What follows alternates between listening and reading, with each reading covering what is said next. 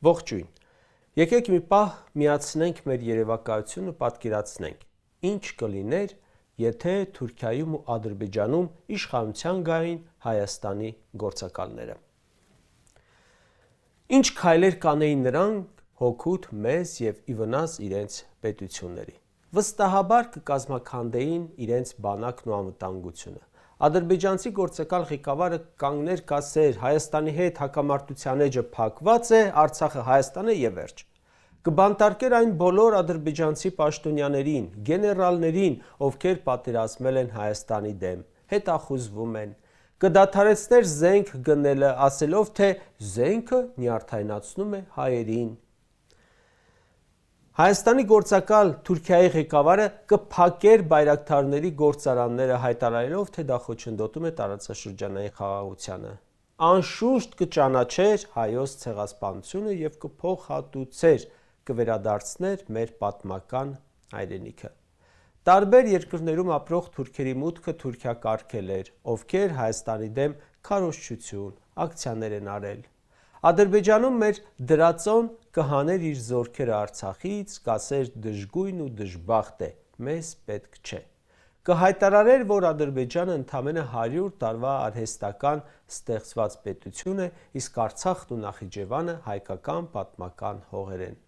Այդ երկու երկրներն էլ կփոխեին իրենց պատմության դասագրքերը։ Թուրքիան կասեր. եկեք հրաժարվենք մեր կայսերական ամբիցիաներից ու փոխենք մեր սահմանադրությունը, որպեսզի հայերը չնեղանան։ Նրանք կարշավեին իրենց իսկ կրոնի, իրենց ավանդույթների դեմ, որպեսզի ազգին դարձնեին անհիշողություն մի զանգված։ Որպեսզի նրանք մնային մենակ ու անպաշտպան, մեր գործակալները կկտրեին նրանց կապերը աշխարհի հետ։ Ադրբեջանը կթշնամանար Թուրքիայի եւ Պակիստանի հետ, լրիվ կմեկուսանար, որպեսզի հայկական բանակը ցանկացած պահի կարողանար մտնել ու անել ինչ ուզում է։ Ժորժան, աբսուրդ է, չէ՞ թվում։ Գիտական ֆանտաստիկա է, չէ՞։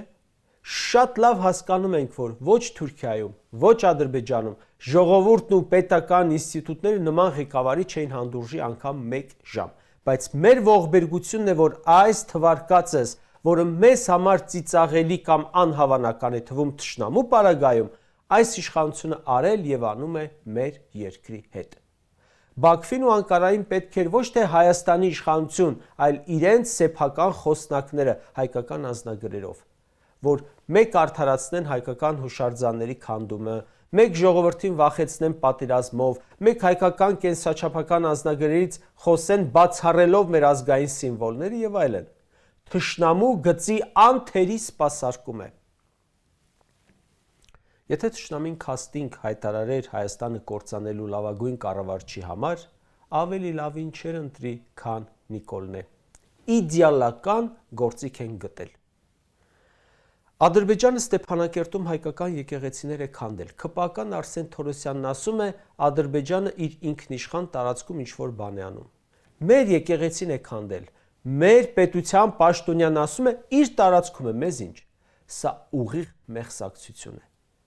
Ոնց է հիմնավորում։ Ասում է, երբ ուզում ես հարաբերությունները նորմալացնել հարևաններիդ հետ, ուրեմն պետք է չարձագանքես, ու դա համարում է իմաստնություն։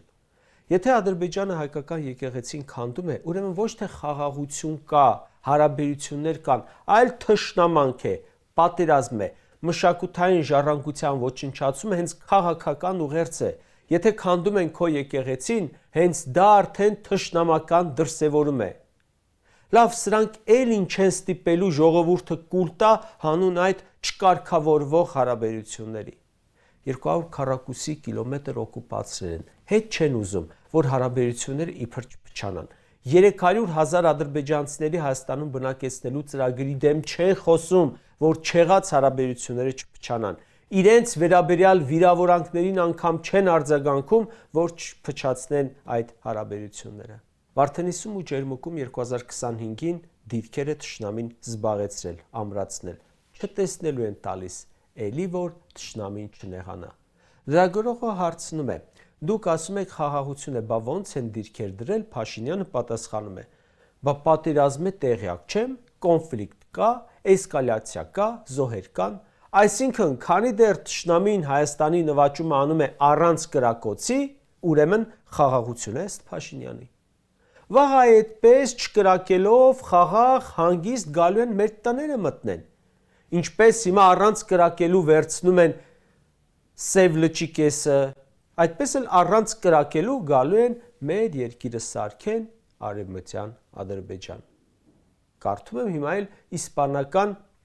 խաղաղության եւ հաշտեցման ինչ-որ մրցանակ է շնորհվել Փաշինյան-Ալիև զույգին։ Սրան պետք է շնորհել հնազանդության մրցանակ, կարծում եմ, բացառիկ հնազանդություն թշնամու կամքին։ Սրանց պատկերացրած խաղաղությունը դա է. չմերժենք, չհակաճառենք, չընդդիմանանք, չքննադատենք, կզենք, որ պատերազմ չլինի։ Արդյոք Հայաստանի Հանրապետությունը պետք է չհետաքրքրվի հայկական հուշարձաններով, անկախ նրանից, թե աշխարհի որ անկյունում են։ 2015 թվականին Իսլամական պետություն ահաբեկչական խմբավորումը պայթեցրեց Սիրիայի պատմական Պալմիրա քաղաքը ոչնչացնելով հին տաճարներ։ Ամբողջ աշխարհը արձագանքեց։ ՅՈՒՆԵՍԿՕ-ն դա անվանեց մշակութային ցեղասպանություն եւ սկսվեցին միջազգային ծրագրեր ժառանգության վերականգնման համար։ Աֆղանստանում կամ էլ 2001 թվականին Թալիբանը ոչնչացրեց Բամյանի բուդդայական արձանները։ Սա դարձավ մեծ սկանդալ։ Մեր պարագայում արձագանք չկա դրսից, որովհետև Հայաստանի իշխանությունը ինքն է ձեռքերը լվացել։ Ասում իր տարածքն է, ինչ ուզում անում է։